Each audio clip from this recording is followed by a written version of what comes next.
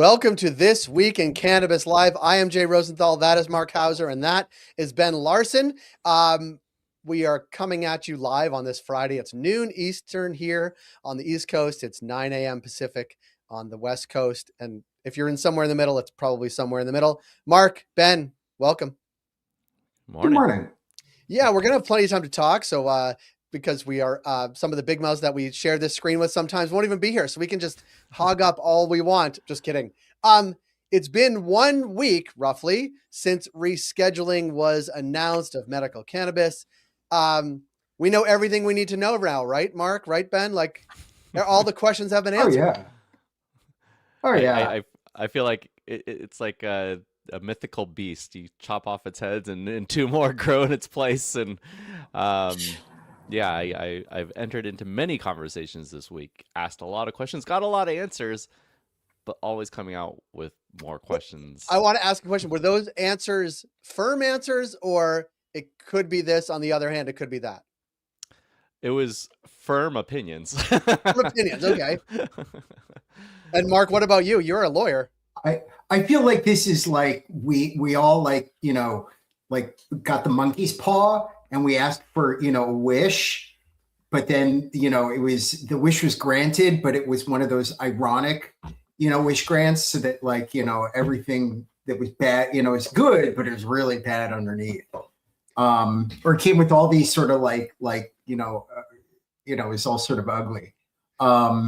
Because I think the consensus among the my peers in the cannabis bar is that there's no definitive sort of certainty as to what a lot of this means, how to sort of move forward on it. I agree with Ben. That's a good way to put it. There are a lot of opinions, but very little certainty. Yeah. And there is Ben, we were talking before we went live.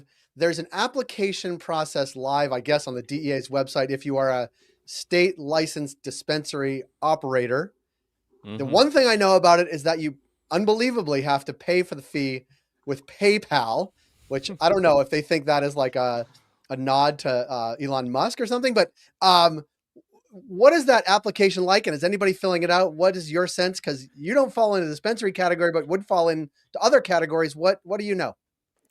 Well, we quickly reviewed it with the team, and I think one thing stands out is that it asks if you or any of the operators have been involved in the sale of Schedule I substances. And so it's like this immediate catch-22. It's like, yes. But then the subsequent confusion around, well, what if we are in a state like California or any of these states that have medical and adult use that have kind of been pushed together, like, how do we divide those supply chains, or do we have to? And I think that's where the largest questions occur. Coming out of this, I feel like I guess I'm a little bit more in a settled place. Like, we have, this like 60-day period to get an application in if they ever become available for a company like us.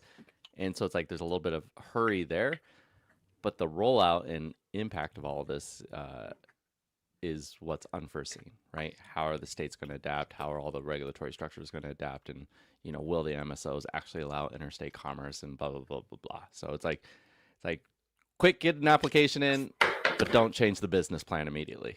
Right. And Marc, last week we had Eric Berlin on from Denton's, and I think he called it clever lawyering, about how how it was written, what we could read at the time, but it sounds like implementation not has fallen short, but there wasn't as much thought given to like how this would roll out and all the downstream ramifications of what it would mean to an operator like Ben, or like someone operating on the medical and adult use side in a state like California or Massachusetts or anything like that. Like, is that how you've interpreted the past week as well?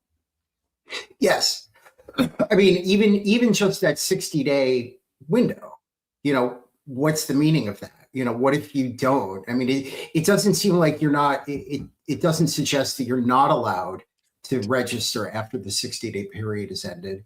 It just means that you're in this sort of like weird grace period, but does it matter?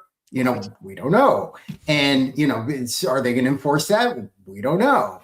And again, I think it's still where until we see more guidance from like the IRS, we don't know, is DEA registration required in order to get the benefit of being selling Schedule III cannabis for 280 purposes, or is that not required? Because if you read the schedule doesn't actually refer to DEA registration and the sell-by process, which is weird. And what do you do, or even just little things about how is that buy sell process actually going to happen? The thought is that it's going to be perfunctory, but but again, what does that look like? And what does the audit look like? The DA is going to have audit rights. All this stuff. We know. It's sort of like we don't know. Right. So I think that's why. Oh, I'll just add. I think that's why a lot of companies, especially ones that are under 25 million in revenue and are therefore sort of probably accounting under 471C, which is sort of a way to shove a lot of stuff into cost of goods sold. So the 280E isn't really currently as impactful for them. I think a number of them are probably waiting and seeing rather than jumping right in because there's just such an unknown. Yeah. So it unlocked a lot of unknowns. What I didn't know, and I think probably you and Mark did, Ben, is that states often mirror their sort of schedules of drugs, and some of them need to take action to either keep it on the schedule, depending where they are and what their rules are. But like South Carolina needs to address medical cannabis now because it is now a Schedule III drug from the federal government. So they need to do something. I think Nevada was another state that had some implications of had to follow, they follow the federal guidelines as well. I didn't know that was the case. I assume people who are lawyers did, but it is interesting to see the downstream ramifications. And we covered a lot of states this week that are just looking at it because they want to know what the ramifications are, whether it's North Carolina, I think, Wisconsin's thinking about it. Louisiana wants to pass a bill where you can't smoke or vape within 1,000 feet of a college or university, which limits most of all of New Orleans. So there are lots of downstream implications that I think a lot of both companies, wherever they are in the supply chain, and states are thinking about now that they didn't have to before. Yeah. I was also intrigued by Eric Berlin's commentary on your guys' show last Friday, or this show, I guess. And so we wanted to dig a little bit deeper. We had him on high spirits, and if I'm reading between the lines, he's almost looking at this period as like, yeah, history is what it is. This is kind of the new trajectory that is being set, and there was some mentions of like, take a good look at your business and how you might adjust it to address this opportunity, and then kind of laid out what his beliefs were, the intentions and the eventual outcomes of this order, right? And so it is it's a paradigm shift in a big way, more so than just the complexity of the division. It's just like, what is this being a relatively clean slate, what's the opportunity to build value in this new infrastructure? Yeah, it seems to me, Mark, I think you said this last week, that for lawyers and accountants, it's going to be, or maybe Eric did, it's going to be a really good year. This is your business. Yeah. I refer to it in my musings as a government sponsored pension plan for lawyers and accountants. I mean, it's like they need it. Yeah, like they need it. Yeah, no, and I think that I'd agree with that. I'd agree with that sentiment, Ben. And I think that it's not going to change back unless there is an effort in Congress to actually sort of stifle this. But I don't think it's going to change back. And so we do want to try to take advantage of this as best we can. It's just, I think the frustration is that nobody is really certain on how, yet. But again, it's been all of a week. And I think once we see some more guidance from agencies and see how this plays out, then I think people will be able to more definitively and comfortably sort of take action. Yeah. It's going to be pretty difficult to put it back in the bag, because what is the evidence to show that there is not a medical application of cannabis, right? It's like a litany, Yeah. as we've all identified over the last decade, of like all these different studies that are government studied. And this has been a multi-administration effort to prove that there is medical applications of it. So I think it's here to stay. Will it get gummed Yeah. up because like Sam jumps in and files lawsuits? Yes, but yeah, it's hard to imagine it getting rolled back at this point. Pause that thought for a second, because what we just had on screen was a story from today, which was sort of in a bill from the Appropriations Subcommittee on Commerce, Justice, Science, and Related Agencies. That's a huge mouthful. That puts that wants to stop any funding to go to anything related to rescheduling. And I say that not that this is going to get attached to a bill and passed, but we are in rescheduling. Happens in the context right now, what we're sitting May 1st, in the context of a very heated political campaign in November. While I think this could cut both ways, I think some conservative Republicans think it's going to cut their way during their election. And bucking the president in this particular way might have a little bit of leeway and might actually gain curry favor with some of the people they're trying to attract to their campaign. And I do think that we will see more of this sort of political positioning, even if it's not likely to pass, but people taking stands against this and having a platform to do that. I wonder if you heard any of that in your talkings this week. Yeah, I mean, I think this is where this is how you stop the process. It's not the whether or not it's there are health benefits for it is more, I think, for the administrative law process. This is just purely about drugs are scary. Mm-hmm. And but the what we have here though is a situation where they, if you've got this attached to a bill, is that something that Trump's going to sign? Or is he going to say, I'm not going to sign something. I'm not going to sign a budget bill that has this because this is something I've done.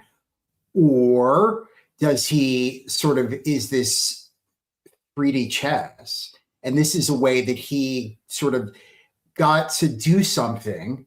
This is a conspiracy theory here, so I'm throwing this out here. But maybe he's going to let that play out and say, I tried to give you Schedule 3 cannabis, but Congress spoke. I don't know. Maybe that's a little too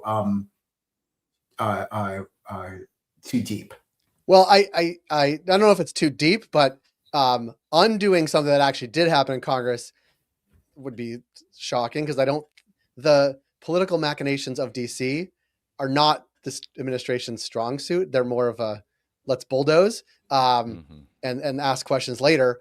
The problem is if it actually does get attached to a bill, like he's going to have to sign it or not sign it. And if it's a big, beautiful bill, which unbelievably is what the last one was called, like, is there going to be some mention of something that the cannabis industry thinks sucks, but the rest of the bill is beautiful, right? Like there's no way of knowing. I think what we also have to acknowledge is who is attached to this effort, right? And Kim Rivers and Trulieve have made no secret about their friendliness with the president, the so-called Trump whisperer, and their propensity and history of putting dollars in Trump's pocket. So if he wants to see that continue, which I'm sure it would if this came into question, I'm pretty sure that he would lay down the law and make sure that he got his wish on this one. And pretty quickly after it, he got straight onto the hemp conversation, which is, I don't know if it's related in his mind, but it's definitely related in all of ours. Yeah. It has been an interesting week, and not unusual in an industry, any industry, that something major happens in DC and the next week, 2 weeks, months, years are left unpacking sort of the ramifications of it. That does happen in every other industry. It just seems big here because it was earth shattering, right? It is a major paradigm shift. And so a paradigm shift has bigger implications, but there are ramifications in other industries too, with things that happen in DC. It just seems monumental for us. Well, and usually the difference too, though, with other industries is that you have insiders and lobbyists, for better or for worse, helping to draft the policy and helping to draft the regulations so that they are understandable and, you know, and reliable. And here we don't have that. Yes, except we don't have the benefit of that. Except, and maybe this is a little bit what Ben was saying, except if you are a medical only operator in a major multi-billion dollar state of cannabis, of which there are not that many. There's maybe 2, maybe 3. It's that bifurcation helps some more than it certainly helps others. Yeah, I think the big question is like, for the more progressive states that have gone beyond medical, how quickly are they to realize what this all means, and what mechanisms do they have to adjust to make it workable in the state? You know, Can we have a definitive medical lane in California? That's what we're trying to figure out, like literally right now. Right. And just a note, and we'll have more on this next week, but Verano had their quarterly earnings call this week, and did separate out their adult use from their medical revenue. So it is interesting to see that. I think we'll see more of that. So investors and us can see, what is the breakdown of medical versus adult use, and will they seek, will there be tax benefits to having more on the medical side of things versus the other?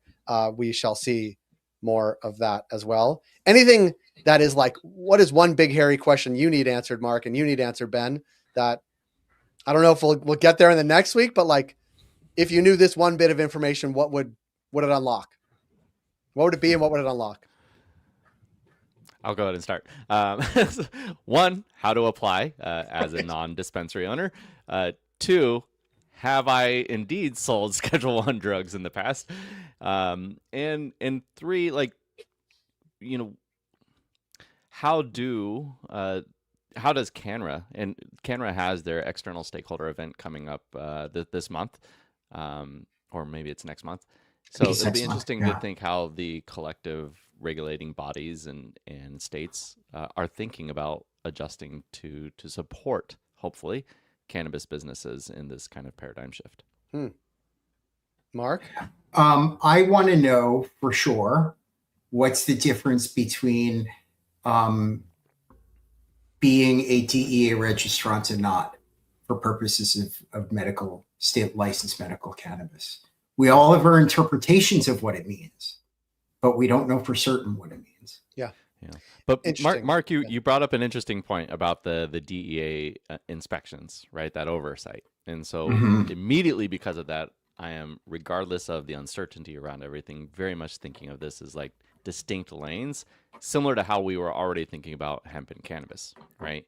It's like, if and when you do have a DEA inspection, what do you want them inspecting? Do you want there to be any grayness in between your supply chains or your facilities? And so it's like definitive facility, definitive, books, separate entities, all that kind of stuff. That's how we're actually at least thinking about it. Makes sense. There was some interesting, we're talking about downstream. There were stories both from Indiana and Texas this week, or yesterday, about one, Indiana, there's a movement to say, look, I think it was like over maybe $2 billion of cannabis was purchased by Indiana residents in other states.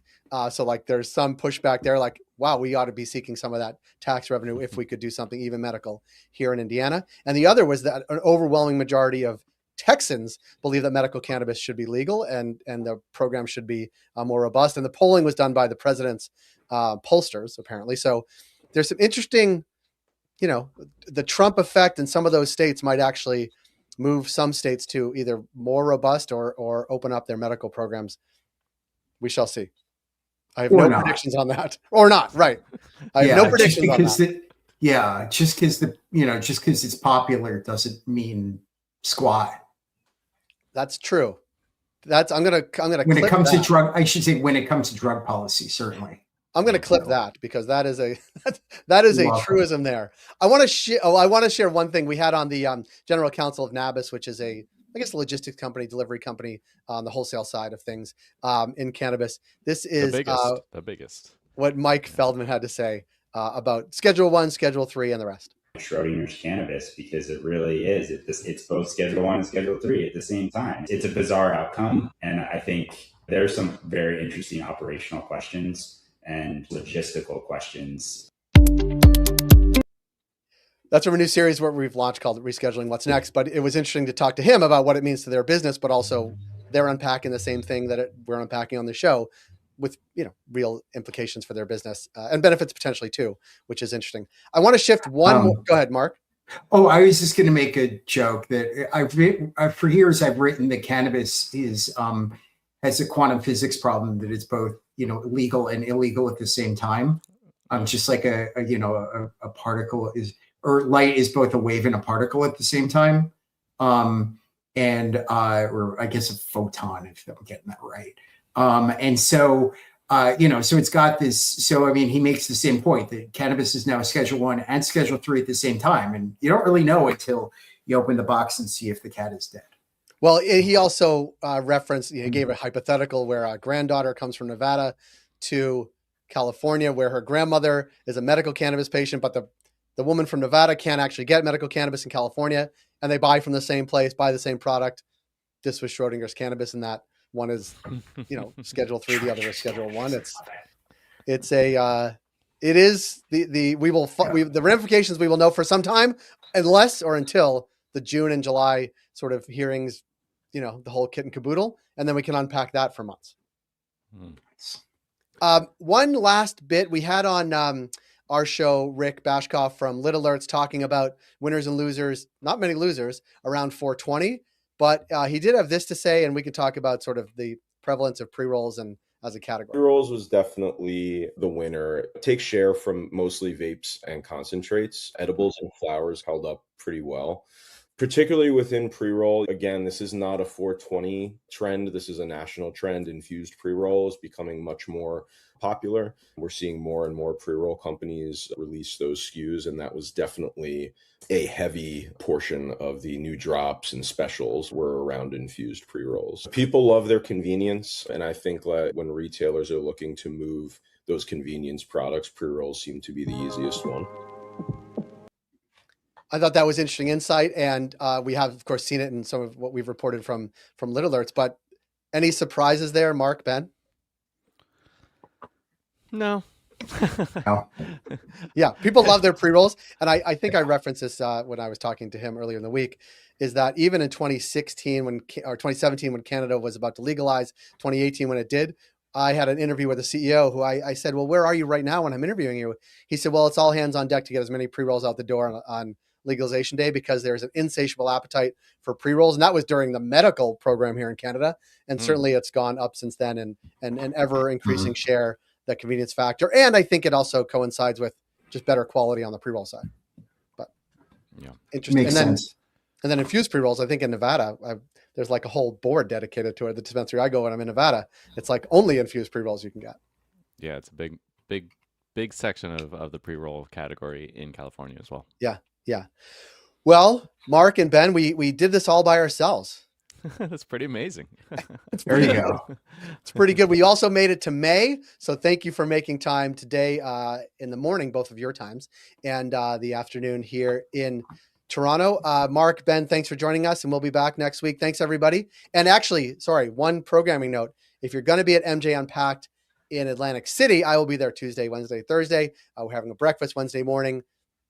Read one of our newsletters to find out how to get there, but we look forward to seeing everybody in the New Jersey, Maryland, New York market who will be in Atlantic City. Mark, Ben, thanks again. We'll see you next week. Thanks, everyone. You. Bye, y'all.